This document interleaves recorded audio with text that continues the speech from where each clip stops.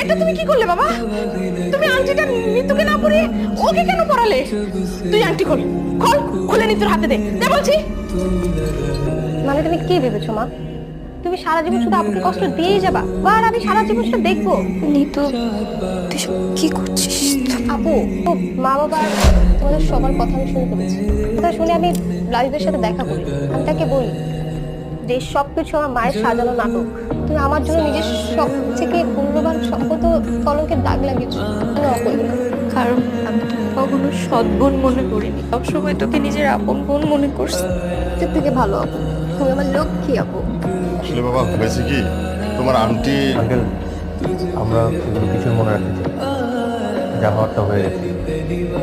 আগামীকালকে আমার বাবা মা আপনাদের বাসায় আসবে, বিয়ের বাকি যা কিছু আছে সব কিছু ফাইনাল করবে।